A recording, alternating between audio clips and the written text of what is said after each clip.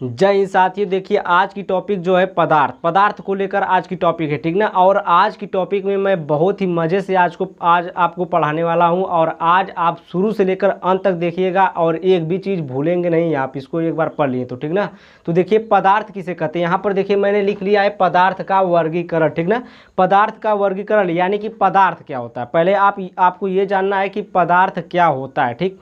तो पदार्थ एकदम सिंपल है। पदार्थ क्या होता है कि जो स्थान घेरता है, ठीक, जो स्थान घेरता है जिसमें क्या होता है, बाहर होता है, द्रव्यमान होता है, उसको हम क्या बोलते हैं, पदार्थ बोलते हैं। उसको क्या बोलते हैं, पदार्थ बोलते हैं। जैसे में आप ये मार्कर ले लीजिए, कोई भी चीज़ पृथ्वी पर, कोई भी चीज़ ब्रह्मांड में, कोई भी चीज़ जो है सब चीज़ क्या है, पदार्थ है, ठीक ना। सब चीज़ क्या है, पदार्थ है। और एक चीज़ को छोड़कर, सिर्फ किसको, लाइट को, जो आप प्रकाश ये दिख रहे हैं प्रकाश, ठीक ना, प्रकाश को छोड़कर सभी चीज़ क्या है, पदार्थ में आती है। क्योंकि जो प्रकाश है, प्रकाश तो जगह घेरती है लेकिन उसमें भार नहीं होता है। जो प्रकाश होता है उसमें भार नहीं होता। आप देखे होंगे प्रकाश, देखिए दिखाने का कार्य कर रहा है, जैसे मेरे ऊपर प्रकाश पड़ रहा है, ठीक ना। तो इसमें ये तो जगह घेर रही है, मेरा स्क्रीन पर देखिए ये जगह घेर रही है, लेकिन इसमें कोई वेट नहीं है, कोई भार नहीं है। तो एक नियम तो फॉलो कर रहा है लेकिन दूसरा नियम जो भार वाला है ये फॉलो नहीं कर रहा है। इसलिए जो लाइट है, लाइट दुनिया में लाइट ही सिर्फ क्या है, पदार्थ नहीं। इस ब्रह्मांड में लाइट क्या है, पदार्थ नहीं है और सभी चीज़ें क्या है, पदार्थ है। हवा देखिए, हवा को आप देख लीजिए, हवा क्या है, हवा एक प्रकार का पदार्थ है, ठीक ना। क्यों पदार्थ है कि वो देखिए अगर उसको हम गुब्बारे में भरेंगे तो गुब्बारा क्या होता है, फूल जाता है। और वो क्या हुआ, मतलब गुब्बारा फूला तो क्या हुआ, उसके मतलब वो क्या हुआ, उसमें जगह छेकी, ठीक ना। हवा क्या छेकी, उसमें जगह छेकी, और जगह छेकने का मतलब पदार्थ है। जगह छेक रहा है लेकिन उसका वेट भी तो बढ़ रहा है, वेट भी बढ़ रहा है, जगह भी छेक रहा है, दोनों कार्य हो रहा है तो वो पदार्थ होगा, ठीक। और कोई भी चीज़, ये मार्कर ले लीजिए, चाहे कोई भी चीज़, मोबाइल ले लीजिए, चाहे कोई पदार्थ ले लीजिए, कोई भी चीज़ ले लीजिए, कुर्सी है, मेज है, पंखा है, टेबल है, जो भी चीज़ है सब क्या है, पदार्थ में आते हैं। कोई ऐसा नहीं कि जो पदार्थ ना हो। जो स्थान घेरता है आपके जहन में, जो भी चीज़ आ रही है, सूर्य है, बादल है, जो भी चीज़ है कि आपको मतलब जो भी चीज़ें आपके जहन में आ रही सब क्या है, पदार्थ है। सिर्फ एक चीज़ को छोड़ करके, प्रकाश को छोड़ करके, लाइट को छोड़ करके, ठीक ना, सब क्या है, पदार्थ है, ठीक। तो उसी प्रकार से देखिए पदार्थ का वर्गीकरण किया गया है। यहाँ पर पदार्थ का वर्गीकरण किया गया है और ये पदार्थ जो है, पदार्थ को हम दो भागों में बांटते हैं। पहला भाग है भौतिक आधार पर या फिजिकली आधार पर, ठीक ना। भौतिक आधार पर या फिजिकली के आधार पर बांटते हैं। तो और एक रासायनिक आधार पर बांटते हैं, केमिकल के आधार पर, ठीक ना। तो ये रासायनिक आधार और फिजिकल आधार पर इसको बांटा जाता है। तो दो प्रकार से इसको बांटा गया है। और देखिए भौतिक आधार पर चलें तो भौतिक आधार में क्या आपका आता है, पहला ठोस आता है। क्या आता है, ठोस है, द्रव है, गैस है। और कोई ऐसा तो है नहीं कि बकलोल जो ठोस नहीं जानता होगा। ठोस क्या भैया, देखिए ये ठोस है, ठीक ना। ये मार्कर क्या है, ये ठोस है। आप कोई भी कंकड़ पत्थर ले लीजिए, आलू ले लीजिए, चाहे टमाटर लीजिए, क्या है, ठोस है, ठीक। तो ये क्या हो गया, ठोस हो गया। और ठोस में क्या होता है, जिसका आयतन और आकार दोनों क्या होता है, निश्चित होता है, ठीक ना। निश्चित होने का मतलब उसे किसी भी पात्र में आप रख दें तो क्या रहेगा, एक ही जैसा रहेगा, उसका फेज नहीं बदलने वाला है, उसका आकार नहीं बदलने वाला है। अगर इसको कहीं पर भी रखेंगे तो ये ऐसा ही रहेगा, ठीक ना। ये बदल के ये टेढ़ नहीं हो जाएगा, ये मुड़ नहीं जाएगा, ये ऐसे दब नहीं जाएगा, ठीक ना, पचक नहीं जाएगा। तो ये कैसा रहेगा, ये एकदम इसका जो आकार है, जो आयतन है, दोनों क्या रहेंगे, निश्चित रहेंगे। इसको हम क्या बोलेंगे, पदार्थ बोलेंगे, ठोस बोलेंगे, ठोस पदार्थ है, ठीक। इसकी अवस्था कैसी है, ठोस है, ठीक ना। अब इसमें जो अंदर जो स्याही भरी हुई है, इसमें अंदर जो स्याही भरी हुई वो क्या है, द्रव है, ठीक ना। द्रव क्या होता है, द्रव क्या होता है, जो बह जाए। द्रव क्या होता है, जो बह जाए। यानी कि जैसे आप ले लीजिए, जैसे वाटर ले लीजिए या फिर एल्कोहल ले लीजिए, तेल ले लीजिए, पेट्रोल ले लीजिए, डीजल ले लीजिए, ठीक ना। तो ये सब क्या है, ये सब द्रव में आते हैं। किस में आते हैं, द्रव में आते हैं। इसका आकार क्या होता है, निश्चित नहीं होता है, लेकिन आयतन निश्चित होता है, ठीक। आकार अनिश्चित हो और आयतन क्या हो, निश्चित हो, ठीक ना। यानी कि देखिए एक बार फिर से सुन लीजिए, थोड़ा सा गड़बड़ हो गया। आकार क्या हो, अनिश्चित हो, और आयतन निश्चित हो, उसको हम क्या बोलेंगे, द्रव बोलेंगे, ठीक ना। अब जैसे आप किसी पानी को ले लीजिए, पानी को ग्लास में रखेंगे तो ग्लास टाइप हो जाएगा। ग्लास जैसी रहेगी, उसका निर्माण जैसा रहेगा ग्लास का, उस ग्लास टाइप का हो जाएगा, ठीक ना। ग्लास में भरेंगे तो, और भदेली में भरेंगे तो भदेली टाइप हो जाएगा, और बाल्टी में भरेंगे तो बाल्टी टाइप हो जाएगा। या मग में भरेंगे तो मग टाइप हो जाएगा। जिस भी पात्र में उसे रखेंगे उस पात्र का वह हो जाएगा, ठीक ना। तो उसको हम क्या बोलेंगे, द्रव बोलेंगे। जिसका आयतन क्या है, निश्चित है, लेकिन आकार निश्चित नहीं है, उसका आकार क्या हो रहा है, चेंज होता जा रहा है, ठीक ना। तो उसको हम क्या बोलेंगे, द्रव बोलेंगे, ठीक। अब इसी प्रकार से गैस है, एक गैस। अब गैस क्या होता है, तो गैस देखिए, गैस क्या होता है, गैस एक जगह रह ही नहीं सकता, ठीक ना। गैस क्या है कि उसको जिस पात्र में रखेंगे उस पात्र जैसा तो हो जाएगा, उसका आयतन भी अनिश्चित है और उसका आकार भी अनिश्चित है, दोनों उसका क्या है, अनिश्चित। तो आयतन क्या होता है, जैसे उसे हम अगर गैस को अगर घर में छोड़ दिए तो पूरा घर भर, ये पूरा घर भर जाएगा, ठीक ना। घर क्या हो जाएगा, पूरा घर ये भर जाएगा, ठीक। तो उसका आयतन अनिश्चित हो गया, ठीक। अब देखिए जो उसका आकार है, जैसे जैसे पात्र में आप रखेंगे वैसा पात्र का रूप वो भी ले लेगा। जैसे गैस सिलेंडर में भरा जाता है 14 लीटर, 14 केजी का गैस, ठीक ना। तो 14 केजी का गैस उतने बड़े गैस सिलेंडर में भर जाता है, और उसी को अगर हम भर दें किसी घर में तो वो उसमें भी भर जाएगा, ठीक ना। बड़े से बड़े हॉल में भर दिया जाएगा तब भी वो घर भरा रहेगा उस गैस से, ठीक। तो वो क्या हो गया, उसका आकार क्या हुआ, अनिश्चित हो गया, ठीक ना। और उसका आयतन भी क्या हो गया, अनिश्चित हो गया, चेंज हो रहा है, ठीक। अब देखिए आता है प्लाज्मा। प्लाज्मा और बोस आइंस्टीन कंडेंसेट अवस्था आप लोग पहली बार सुने होंगे या फिर सुन लिए होंगे, कोई बात नहीं है, तो इसको देख लीजिए, इसमें बहुत बढ़िया से मैं बताऊंगा इसको। प्लाज्मा अवस्था क्या होती है, देखिए यहाँ पर आपको यहाँ पर प्लाज्मा लिख लिया गया है, ठीक ना।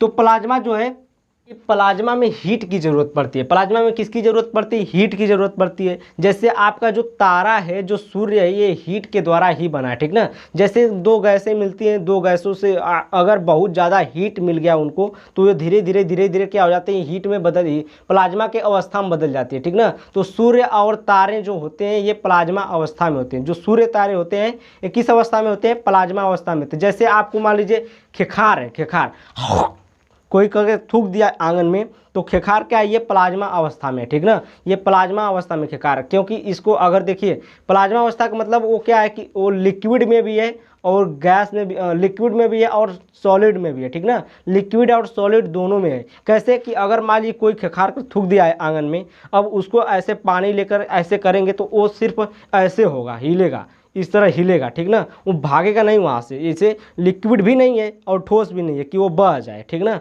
और ठोस भी नहीं है कि उसको आप उठा लें, उठा नहीं पाएंगे, ठीक। तो वो क्या है, आपका जो नेका होता है, नेका, ठीक। नेका तो आप जानते ही होंगे, नेका, ठीक ना। नाक में का नेका जो होता है, छिनिक देता है कोई अंगनवा में, तो उसको अगर आप ऐसे पानी से फेंकते हैं तो वो क्या होता है, खाली हिलता डुलता है, वहाँ से हटता नहीं है, ठीक। तो वो भी क्या है, एक प्लाज्मा अवस्था में। खेखार आपका जो ब्लड है, ब्लड भी आपका प्लाज्मा अवस्था में, ठीक ना। ब्लड क्या है, ब्लड भी आपका जो है इसकी अवस्था कैसी है, प्लाज्मा अवस्था है। ब्लड की अवस्था भी प्लाज्मा अवस्था ही है, ठीक ना। तो प्लाज्मा अवस्था में क्या होता है, इसमें हीट की बहुत ज़्यादा ज़रूरत पड़ती है और हीट की वजह से, लेकिन जो आपका नेका और जो खेखार है, जो ब्लड है, इसमें तो हीट का कोई रूल नहीं है, बट यह प्लाज्मा अवस्था में है, ठीक ना। और जो सूर्य तारे हैं ये सब भी प्लाज्मा अवस्था में, ठीक। तो अब देखिए यहाँ पर आता है बोस आइंस्टीन कंडेंसेट अवस्था। कौन सी अवस्था, बोस आइंस्टीन कंडेंसेट अवस्था। और इसको मैं जो बताया हूँ, आप द्रव, ठोस, ठोस द्रव आप लिख सकते हैं, प्लाज्मा अवस्था भी लिख सकते हैं, ठीक ना। और बोस बीईसी अवस्था क्या होती है, बीईसी अवस्था यानी कि बोस आइंस्टीन कंडेंसेट अवस्था क्या होती है।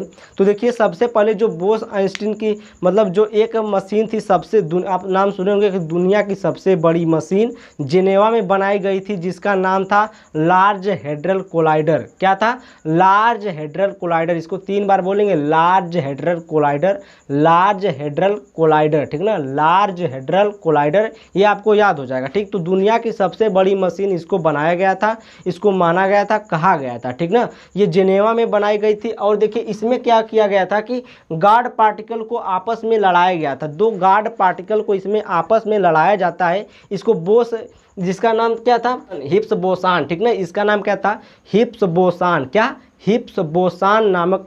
और इसमें आइंस्टीन भी कुछ काम किए थे, आइंस्टीन और हिप्स बोसान दोनों ने मिलकर काम किया था, ठीक ना। इसलिए बोस आइंस्टीन कंडेंसेट अवस्था इसका नाम दे दिया गया, ठीक। अब देखिए यहाँ पर जो आइंस्टीन थे, आइंस्टीन जी कहे थे कि जो जो लाइट होती है, लाइट से अधिक किसी की गति नहीं हो सकती, ठीक ना। तो इसमें यही देखा गया कि जो लाइट, जो दो गार्ड पार्टिकल को आपस में लड़ाया जा रहा है, आपस में जब टक्कर कराया जा रहा है, तो उसमें इसी पर अभी रिसर्च चल रही है, ठीक ना। गॉड पार्टिकल की जो गैस जो है, उसका मतलब दो पार्टिकल हैं एक प्रकार के, उनको आपस में लड़ाया जा रहा है और इसी पर अभी रिसर्च चल रही है, ठीक। अभी पूरा ये हुआ नहीं है, तो अभी इस पर रिसर्च चल रही है, ठीक ना। तो ये हो गया बोस आइंस्टीन कंडेंसेट अवस्था, जिसका मशीन सबसे दुनिया की सबसे बड़ी मशीन कौन थी? Large hadron collider. क्या? लार्ज हेड्रल कोलाइडर, ठीक ना। अब देखिए, आइए तो आगे चलते हैं। देखिए आगे क्या है, ठीक ना। तो यहाँ पर देखिए त्रिक बिंदु, यहाँ पर त्रिक बिंदु। अब कहेंगे त्रिक बिंदु क्या होता है? त्रिक बिंदु किसे कहते हैं? तो वह ताप होता है, त्रिक बिंदु वह तापमान होता है जहाँ पर तीनों अवस्थाएं आपको देखने को मिले, ठीक ना। जैसे आपको क्या है, जैसे द्रव भी मिले, ठोस भी मिले और गैस भी मिले, ठीक। तो ऐसा कोई एक एग्जाम्पल बताइए कि द्रव, ठोस, गैस तीनों अवस्थाओं में पाया जाता है, ठीक ना। तो ऐसा एक ही एग्जाम्पल है, वो है आपका द्रव, ठीक, यानी कि जल। यानी कि जल क्या है? एक ऐसा एग्जाम्पल है कि इसमें बर्फ़, अगर देखिए यहाँ पर बर्फ़ है तो बर्फ़ क्या होगा? ठोस होगा। अब इसको जब तापमान दिया जाएगा, यहाँ पर देखिए इस ऊपर वाले एरो को देखिए, ऊपर वाले एरो को इस तरह से किया गया है, तो इसको तापमान दिया जा रहा है, ठीक ना। तापमान देंगे तो वो बर्फ़ किस में पिघल जाएगी? जल में पिघल जाएगी। फिर जल को एक बार और तापमान दिया जाएगा तो ये किस में पिघल जाएगी? वाष्प में। वाष्प यानी जानते होंगे जो चावल वाल बनता है, भात बनता है, तो उसमें से वाष्प निकलती है, ठीक ना। तो उसमें हीट किया जाता है, तो हीट करने पर क्या निकलता है? वही वाष्प के रूप में निकलता है, ठीक, गैस हो जाता है, ठीक ना। तो यहाँ पर जल को क्या किया गया? ताप यानी कि टेम्परेचर बढ़ाया गया, तो क्या हुआ? यह गैस के रूप में चेंज हुआ, ठीक ना, गैस के रूप में चेंज हुआ। अब इसी का उल्टा देखिए, जब गैस को हम क्या करते हैं? ठंडा करते हैं, ठीक ना। उसी गैस को जब हम ठंडा करते हैं, या फिर आप इस तरह से भाप को हाथ पर इस तरह से रोकेंगे तो आपको क्या मिलेगा? जल मिलेगा, ठीक ना। आपको क्या मिलेगा? जल मिलेगा। फिर उसी ठंडा को और ठंडा करेंगे, इस आपको ये क्या मिला? जल मिला। अब जल को और ठंडा करिए, ठीक ना। जैसे फ्रिज में रख करके ठंडा करते हैं जल को, उसमें रख करके ठंडा करते हैं तो किस में बदल जाता है? ठोस में बदल जाता है, यानी कि बर्फ़ में बदल जाता है। तो क्या हो गया? ठोस अवस्था हो गई। तो जल एक ऐसी अवस्था है, जल की तीन अवस्थाएं होती हैं, तीन अवस्थाएं एक साथ देखी जा सकती हैं, ठोस, द्रव, गैस, तीनों अवस्थाएं, ठीक ना।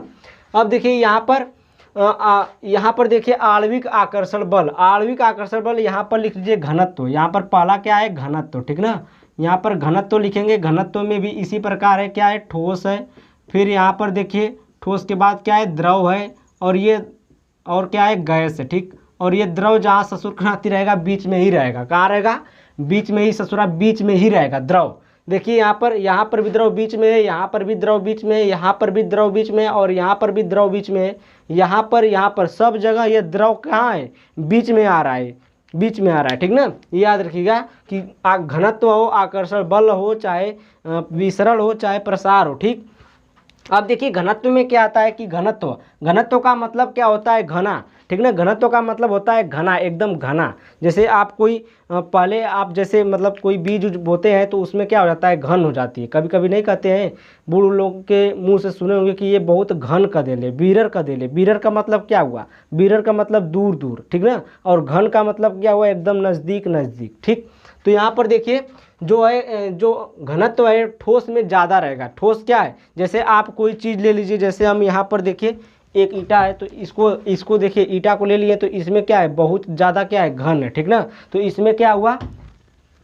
घन है। और देखिए जो द्रव होता है, द्रव में इससे कम घनत्व होता है। द्रव में क्या है? यहाँ पर देखिए पहले सबसे ज़्यादा ठोस इधर की तीर लगाई गई है, ठीक ना, इधर ज़्यादा की और तीर लगाई है। ठोस क्या है? सबसे ज़्यादा घनत्व है।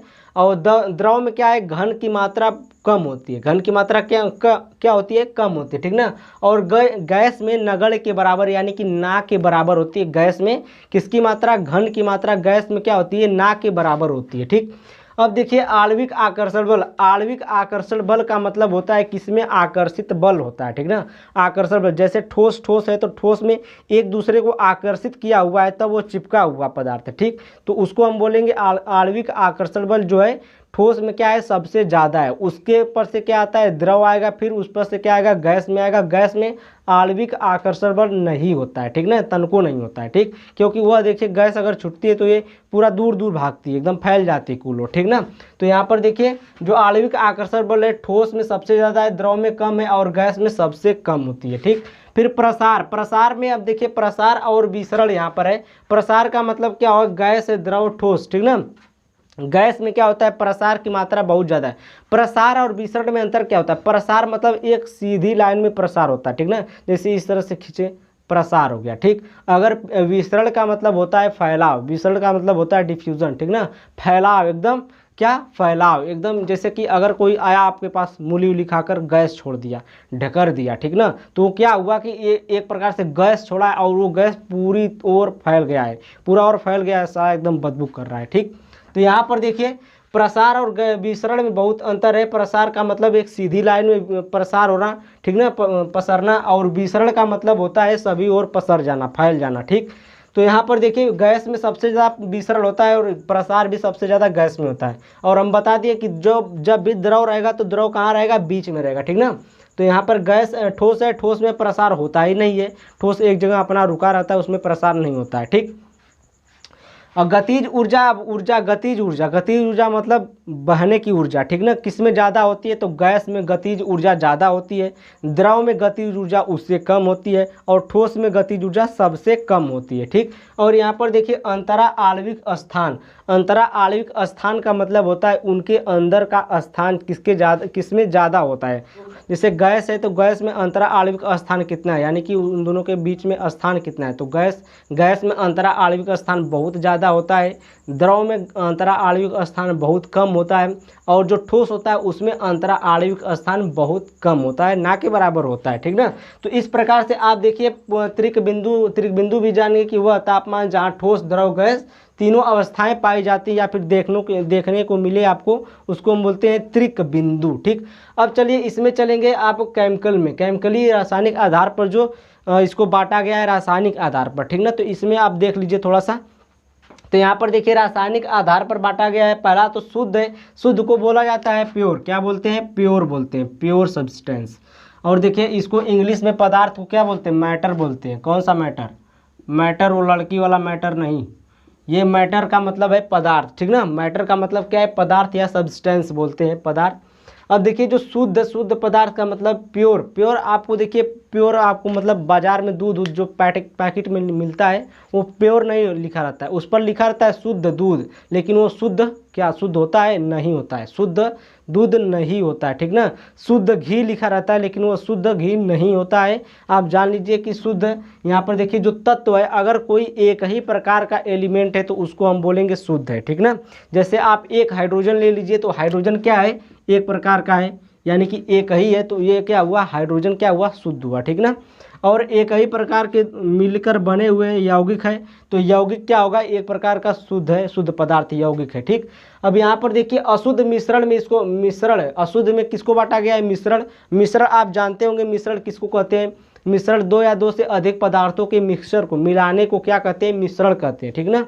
दो या दो से जब अधिक पदार्थ आपस में मिलते हैं तो उसको मिश्रण कहते हैं। अयौगिक भी उसी प्रकार का एक परिभाषा है कि दो या दो से अधिक पदार्थों के एक निश्चित अनुपात में मिलाते हैं, ठीक ना, एक निश्चित अनुपात में मिलाते हैं तो उसको हम क्या बोलते हैं, यौगिक बोलते हैं। क्या बोलते हैं, यौगिक बोलते हैं। तो इसमें यही फर्क है कि यौगिक में एक निश्चित अनुपात में मिलाएंगे और जो मिश्रण होगा उसमें किसी भी अनुपात में मिला दीजिए, कोई फर्क नहीं पड़ता है, ठीक। तो उसको हम मिश्रण बोलेंगे, ठीक। तो अब देखिए समांगी मिश्रण, मिश्रण भी दो प्रकार के होते हैं। मिश्रण भी कितने प्रकार के होते हैं, होमोजीनियस मिक्सचर और हेट्रोजीनियस मिक्सचर, यानी समांगी मिश्रण और विषमांगी मिश्रण। तो समांगी मिश्रण देखिए क्या है, समांगी मिश्रण में क्या होता है कि समांगी मिश्रण में अगर कोई जो दो पदार्थ आप लिए जैसे वाटर है और चीनी है, दोनों को मिला दिए तो वाटर और चीनी का घोल क्या हो गया, एक प्रकार का मिश्रण हो गया, यानी उसमें जो चीनी अगर नहीं दिखनी चाहिए, ठीक ना, अगर चीनी उसमें दिख रही है तो वो समांगी मिश्रण नहीं होगा, अगर चीनी गल जा रही है तो वो समांगी मिश्रण हो गया, ठीक। जैसे अगर बालू आप मिला देंगे तो बालू पानी में मिलाएंगे तो बालू तो दिखेगा ही, मिट्टी भी दिखेगी, तो ये सब क्या है, विषमांगी मिश्रण है। और इस समांगी मिश्रण को ही क्या बोलते हैं, विलयन भी बोला जाता है। समांगी मिश्रण को क्या बोला जाता है, विलयन ही बोला जाता है, ठीक ना। तो आज के लिए इतना ही था। आप में जो जितना बताएं उसका अगर आप उतना ही लिख लेते हैं तो भी बहुत है। और तत्व किसे कहते हैं, तत्व एक ही प्रकार के परमाणु को हम क्या कहते हैं, तत्व कहते हैं, ठीक ना। एक ही प्रकार के परमाणु को हम क्या कहते हैं, तत्व कहते हैं, ठीक। तो आज के लिए इतना ही था। और आज मुझे पता है, आज मुझे आशा नहीं पूरा विश्वास है कि आपको यह वीडियो अच्छी लगी होगी और यह पूरा आपको समझ में आया होगा, ठीक ना। तो ये पूरी वीडियो देखने के लिए थैंक यू और आप बाय।